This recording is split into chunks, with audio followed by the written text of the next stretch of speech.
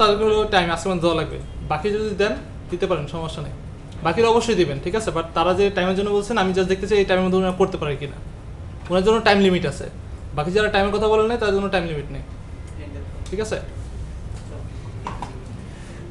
আচ্ছা ওকে, so project যেটা আপনি দেওয়া হচ্ছে সেটা হলো একটা স্মল ডায়াগনস্টিক সেন্টারের জন্য আপনার বিল ম্যানেজমেন্ট সিস্টেম আর কি, ঠিক আছে, যেটাকে আপনারা অটোমেট করবেন।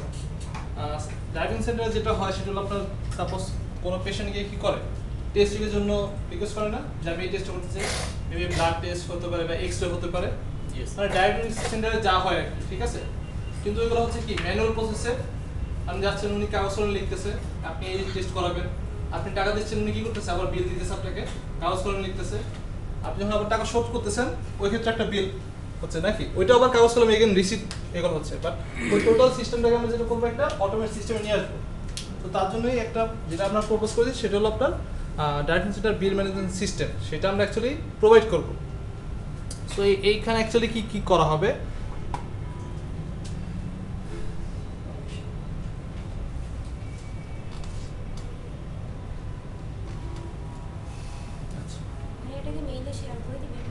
ভিডিও শুধু দিয়ে দেবো অথবা ড্রাইভ আপলোড করে দিয়ে দেবো সবাইকে, ঠিক আছে, ডাউনলোড করে নিন, ছোট হবে সমস্যা না। আচ্ছা, সো ফার্স্টে যে দেখেন সাপোজ যে এটা আমি এখানে বসে আছি, আপনি একজন পেশেন্ট মেবি আসছেন এখানে, ঠিক আছে, বলছেন যে আমি কিছু টেস্ট করবো, এখন টেস্টগুলো কি কি হতে পারে সেগুলো আমি একটু দেখি কি কি ধরনের টেস্ট আছে অ্যাকচুয়ালি।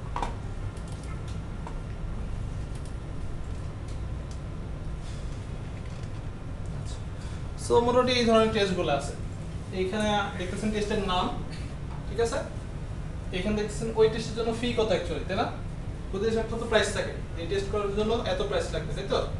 এবং ওই টেস্ট অ্যাকচুয়ালি কোন ক্যাটাগরির, অ্যাকচুয়ালি টাইপ বলতে অ্যাকচুয়ালি ক্যাটাগরি বলছে, ঠিক আছে, মানে এই টেস্টগুলো কোন কিছুর আন্ডারে, ব্লাড, তারপরে এক্স রে, ঠিক আছে, মানে ক্যাটাগরি ওয়াইজ টেস্টগুলো।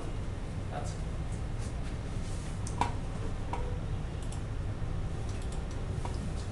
এবার এখানে আসি। সো ফার্স্টে এখন একজন পেশেন্ট আসলো এবং এখানে এই শপে যে যিনি ইউজার উনি বসে আছেন, সো পেশেন্ট এসে বললো যে আমি কিছু টেস্ট করতে চাই, ঠিক আছে, সো জাস্ট স্টোরির মতন শোনেন জিনিসটা, গল্পের মতো। সো আমি কিছু টেস্ট করতে চাই, উনি তো সো যে ইউজার এখানে সফটওয়্যার সামনে বসে আছে উনি বললো ঠিক আছে আপনার নাম বলেন তাহলে, সো উনি নাম বললো, ডেট অফ বার্থ বললো, মোবাইল নাম্বার বললো এবং বললো ঠিক আছে আপনি তাহলে কী টেস্ট করতে চান। সো যে এখানে সফটওয়্যার সামনে বসে আছে উনি জিজ্ঞেস করতেছে সো আপনার কী টেস্ট করতে চান, সো উনি বললো ঠিক আছে আমি এই টেস্ট করতে চাই। সো এইখানে যে ড্রপডাউনে দেখতেছেন এখানে অ্যাকচুয়ালি টেস্টের নামগুলো থাকবে, কোন নামগুলা, এই যে নামগুলো। আচ্ছা, সো আমি যখন এখান থেকে একটা টেস্ট সিলেক্ট করবো তার করেসপন্ডিং যে প্রাইস আছে না, সেটা আমার এখানে চলে আসবে। আচ্ছা হ্যাঁ, অটোমেটিক চলে আসবে। সো সিলেক্ট টেস্ট যেটা, তাহলে এই টেস্টগুলো আমি সেট আপ করবো কোত্থেকে, সো আমাদের একটা অবশ্যই পেজ থাকা লাগবে যেখানে আমি টেস্টগুলো সেট আপ করতে পারবো। সো এটা হলো আমার সেই টেস্ট সেট আপের পেজ, ঠিক আছে। এখানে অনেক কিছু লেখা আছে যেগুলো আপনি বলে বুঝবেন অ্যাকচুয়ালি কী করতে বলা হয়েছে এখানে। সো আমি জাস্ট ওভারভিউ দিয়ে যাই। সো এখানে আমি একটা টেস্টের নাম দিব, এই যে ফি, এই ফিটা অ্যাকচুয়ালি কোন ফিটা, স্যাম্পল ফি দেওয়া আছে এখানে। সো আমি টেস্টের নাম দিলাম, এইটি এখান থেকে স্যাম্পল ফি দিলাম এবং টেস্ট টাইপ অ্যাকচুয়ালি কী টাইপ দেখেন তো, এই যে, তাই না, কোন টাইপের এগেন্সে আমি টেস্টগুলো এন্ট্রি করতেছি। আচ্ছা, এর মানে তাহলে কি এই টাইপগুলো কি আমার কোথাও এন্ট্রি দেওয়া লাগবে না, কারণ তো নতুন কোনো টাইপ আসতে পারে। সো এই টাইপগুলোর জন্য সেট আপ করার জন্য আমাদের আলাদা একটা পেজ আছে, ঠিক আছে, এখানে আমি টাইপ লিখে সেভ করব, ওকে। আচ্ছা, সো টেস্ট সেট আপ এবং টেস্ট টাইপ এই দুটো কি বুঝতে পারছেন সবাই? আচ্ছা, সো আমরা ওইটাকে চলে আসি এখানে। সো আমি যখন একটা টেস্ট সিলেক্ট করলাম তখন যেটা বললাম করেসপন্ডিং প্রাইসটা এখানে চলে আসলো, যখন অ্যাড করলাম এই যে টেবিলের মধ্যে চলে আসবে, এটা যখন অ্যাড করতেছি, অ্যাড বাটন ক্লিক করলাম, এই যে সিলেক্টেড যে টেস্ট আছে কি আসবে এখানে, সিরিয়াল যেটা দেখছেন সেটা হবে অটো জেনারেটেড, মানে যদি দুইটা থাকে কি থাকবে 1 2, পাঁচটা থাকলে 1 থেকে 5, যদি একটা থাকে 1। সো এখানে আসলো, এখানে আসবে কোনটা, টেস্টের নাম কোনটা আসবে, যেটা সিলেক্টেড ছিল যেটা অ্যাড করলাম মাত্র, এবং তার এসছে ফি যত, ক্লিয়ার সবাই? সো এখানে আমি মাল্টিপল টেস্ট অ্যাড করতে পারি, মাল্টিপল অ্যাড করতে থাকবো, এখানে রো অ্যাড হতে থাকবে, ঠিক আছে। অ্যাড বাটন ক্লিক করতেছি, রোগুলো অ্যাড হচ্ছে, ঠিক আছে। সো ফাইনালি সাপোজ আমি 3টা টেস্ট এখানে অ্যাড করলাম, ঠিক আছে। সো ফাইনালি যখন আমি এখানে যে দেখছেন টোটাল এখানে আসবে কত, এখানে যতগুলো ফি আছে তার সাম অফ অ্যামাউন্ট আসবে, টোটাল অ্যামাউন্ট এখানে আসবে। আমি যখন ফাইনালি সেভ বাটন ক্লিক করব তখন অ্যাকচুয়ালি ডাটাবেসে গিয়ে সেভ হবে। এর বুঝছেন সবাই? আমি যখন ফাইনালি সেভ বাটন ক্লিক করব তখন ডাটাবেস সেভ হবে, বাট যখন অ্যাড করতেছি তখন অ্যাকচুয়ালি টেবিলে আস্তে আস্তে নতুন করে অ্যাড হচ্ছে, একটা রো অ্যাড হচ্ছে, বাট ডাটাবেস কিন্তু সেভ হচ্ছে না। আমি সেভ বাটন ক্লিক করলেই সেভ হবে। এখানে তো মানে ডিলিট করার কোনো অপশন তো নাই, তাহলে একবারে অ্যাড দিলেই তো ডাটাবেসে সেভ করতে পারি না, আমরা ওই অপশনটা রাখিনি। আপনি অ্যাড করবেন সব ফাইনালি গিয়ে সেভ করবেন, ওটা করা যেত, বাট আমরা অপশন দিইনি, ঠিক আছে। সেটা হলো আমার রিকোয়ারমেন্ট। আপনি এটা প্রপোজ করতেছেন, ঠিক আছে, বাট আমার রিকোয়ারমেন্ট এটা। সো আপনি অ্যাজ এ ডেভেলপার হিসেবে আপনাকে এইভাবে বানাতে লাগবে। আচ্ছা, একই কোয়েরিতে মাল্টিপল এটা নিয়ে সো যখন সেভ করলাম তখন অ্যাকচুয়ালি কি হবে, তখন একটা পিডিএফ ফাইল ওপেন হবে, একটা রিপোর্ট জেনারেট হবে, একটা বিল জেনারেট হবে। বিলের মধ্যে কি কি থাকবে, এই ইনফরমেশনগুলো থাকবে, অ্যাকচুয়ালি এই পেশেন্ট কোন কোন টেস্টগুলো করাচ্ছে, এবং বিলের উপরে একটা থাকবে যেটা, সেটা হলো বিল নাম্বার, একটা ইউনিক বিল নাম্বার থাকবে যেটা সিস্টেম জেনারেট করবে, এবং পাশে একটা প্রিন্ট ডেট থাকবে, অ্যাকচুয়ালি কবে এই ডেটটা বিলটা জেনারেট হয়েছে, ঠিক আছে। এইগুলো আপনার এখানে বলা আছে, পিডিএফ জেনারেট হবে এবং ইউনিক বিল নাম্বার এবং প্রিন্ট ডেট, ঠিক আছে, কবে প্রিন্ট করা হচ্ছে। আপনার ওই পিডিএফ এর উপরে সাপোজ বাম পাশে থাকলো আপনার বিল নাম্বারটা এবং ডান পাশে থাকলো আপনার প্রিন্ট ডেট, ঠিক আছে। এটা নিয়ে কারো কোশ্চেন আছে? মানে পিডিএফটা একটা স্যাম্পল যদি টেস্টগুলো তো এখানে ডাইনামিক টেকনিক্যাল জিনিসগুলো ভুলে যান, কিভাবে কি করবেন, আপনি জাস্ট রিকোয়ারমেন্ট বোঝার ট্রাই করেন। আমার কথা বুঝতে পারছেন? আপনি কিভাবে ডেভেলপ করবেন, কিভাবে ইমপ্লিমেন্ট করবেন সেটা ভুলে যান সম্পূর্ণ, আপনি রিকোয়ারমেন্টটা বোঝার ট্রাই করেন। ওইটা আপনার মাথায় চিন্তা করতে থাকে আমি কিভাবে করবো। না বাট পিডিএফে যদি একটা স্যাম্পল দেখানো যেত।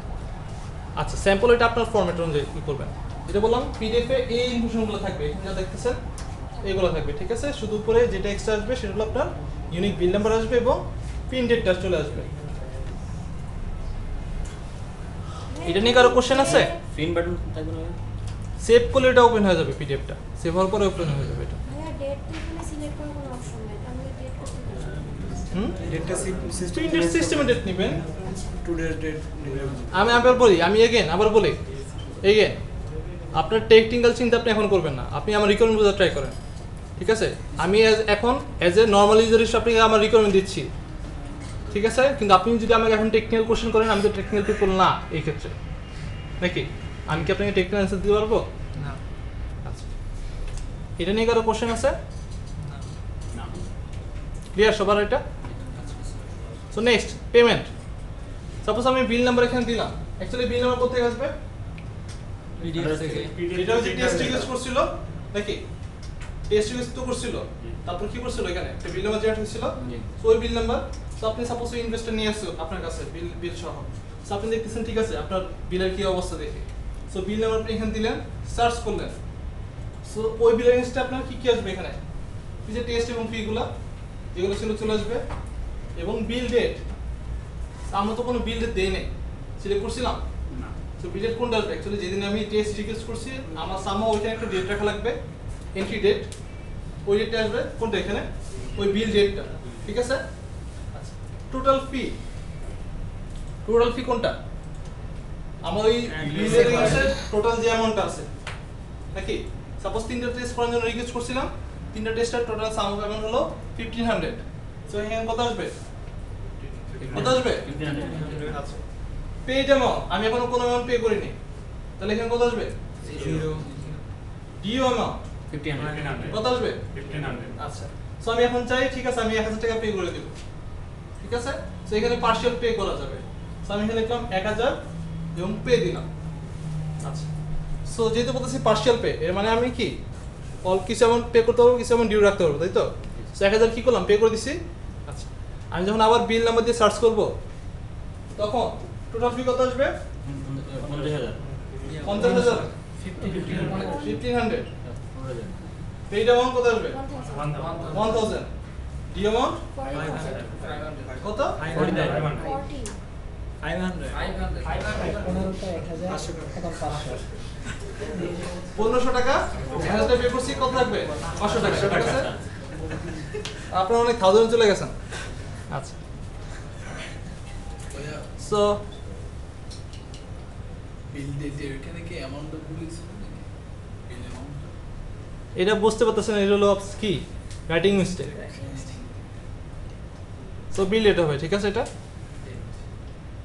সো আরেকটা রিপোর্ট আসবে, সেটা হলো টেস্ট ওয়াইজ রিপোর্ট। সো রিপোর্টটা দেখি। এটা অ্যাকচুয়ালি যেটা করবো আমি ফ্রম ডেট এবং টু ডেট দুইটা ডেট রেঞ্জে সিলেক্ট করে দেবো, ঠিক আছে? যখন আমি শো দিব তখন আমার এই ডেট রেঞ্জের মধ্যে কোন কোন টেস্টগুলো অ্যাকচুয়ালি রিকোয়েস্ট করা হয়েছিল ওইগুলো চলে আসবে এখানে, বুঝতে পারছেন? ওই ডেটার আন্ডারে যখন টেস্ট ফরম্যাট টুটা একটু ভাবে বোঝা ফর্ম ডেট আর টু ডেট এটা ফ্রম ডেট এবং টু ডেট সিলেক্ট করবেন। সাপোজ 1 থেকে 7 তারিখে কোন কোন টেস্টগুলো করা হয়েছিল, রিকোয়েস্ট করা হয়েছিল, ও আচ্ছা ওই টেস্টগুলো এখানে চলে আসবে। সাপোজ এখানে আসলো হলো এক্স-রে, সাপোজ এক্স-রে যে টেস্ট আছে সেটা 5 জন রিকোয়েস্ট করছিল, ঠিক আছে?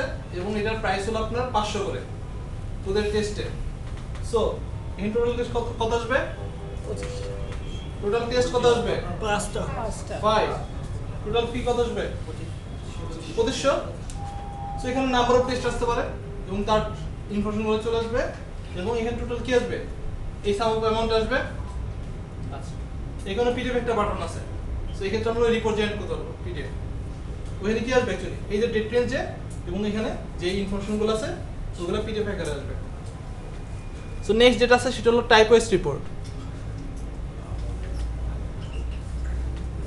সো টাইপ ওয়াইজের ক্ষেত্রে যেটা করবেন সেম ডেট রেঞ্জে করবেন, তাই না? আগেটা কি ছিল? টেস্ট ওয়াইজ, এখন করবেন টাইপ ওয়াইজ। তো এই ক্ষেত্রে suppose blood test, so blood রেঞ্জের যে টেস্টগুলো ছিল, সো এই ডেট রেঞ্জের মধ্যে অ্যাকচুয়ালি কয়টা টেস্ট করানো হয়েছিল, total number of test. Suppose blood range আপনার টেস্ট ছিল কয়টা? 4টা ছিল। সাপোজ প্রতিটা দুইবার করে রেজিস্টার করা হয়েছে। সো এখানে কত আসবে? 4টা ছিল, প্রতিটা দুইবার করে রেজিস্টার করা হয়েছে। 8টা কয়টা আসবে? 8টা আসবে এবং তার সাম অফ অ্যামাউন্টটা চলে আসবে। ফি কত? ক্লিয়ার? এখানে তার মানে প্রত্যেকটা টাইপের আন্ডারে নাম্বার অফ টেস্ট আসবে। নাম্বার অফ টেস্ট আসবে, ঠিক আছে? মানে এই এই এই ব্লাডের জন্য কয়টা টেস্ট করা হয়েছিল, ঠিক আছে?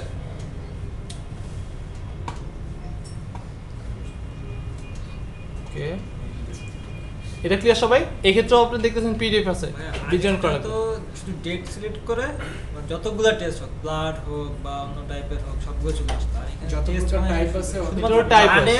এগেইনস্টে যে কয়টা আছে সেই কয়টা। তারপরে যদি ইয়া থাকে মানে X-ray থাকে, এক্সরে তার এখানে যেগুলো আছে তার ওইগুলো আসবে। আচ্ছা, আনপেড বিল রিপোর্ট। আনপেড বিল রিপোর্ট যেটা কাজ করবে সেটা হলো এগেইন ডেট রেঞ্জ সিলেক্ট করলাম, আমি দেখলাম যে অ্যাকচুয়ালি এই ডেট রেঞ্জের মধ্যে আমার কি পরিমাণ ডিউ আছে আমি পেশেন্ট থেকে পাই আর কি। আমার যে কাস্টমার আছে তাদেরকে আমি এখনো রিসিভ হলো আমার, যেটা আমি এখন রিসিভ করিনি। সাপোজ যেটা বলছিলাম, সাপোজ বিল নাম্বার যেটা জেনারেট হয়েছিল ওইখানে 500 টাকা দিয়েছিল ওনার নাকি? So আমি যখন দেই, সো বিল নাম্বার আসলো, কন্ট্যাক্ট নাম্বার আসলো, ওই বিল রেঞ্জটি কি পেশেন্ট নাম ছিল না, আসলো। বিল অ্যামাউন্ট কত আসবে তাহলে? এখানে 500 আসবে, মানে ওনার ডিউ ছিল। সো এখানে অ্যাকচুয়ালি যে ডিউ অ্যামাউন্টগুলো ওইগুলো চলে আসবে। ক্লিয়ার? সো পিডিএফ এবং টোটাল অ্যামাউন্ট সেম আগেগুলো রিপোর্টের মতোই। এবং ফাইনালি এন্ড।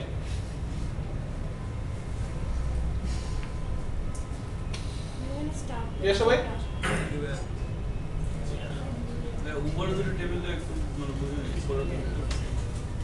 উপরে উপরে যে টাইপ সিলেক্ট করে ওই উপরে একেবারে সবার উপরে তাই নরমাল ইনসার্ট এটা এখানে যা যা আছে এখানে বলা আছে, ঠিক আছে? তারপরে তো আমরা ক্লাসে আছি, ওগুলো নিয়ে আলোচনা হবে, ঠিক আছে? কতদিনের মধ্যে এটা দিতে হবে? এটা জানাবো। মানে আমি বলি আপনার কাছে কোশ্চেন একটা, আপনাদের অ্যান্সার হবে একটা। সেটা হলো আমি যে প্রজেক্টটা আপনাদের স্পেসিফিকেশন দিলাম, ঠিক আছে, সেটা কি মোটামুটি ক্লিয়ার? মোটামুটি ক্লিয়ার?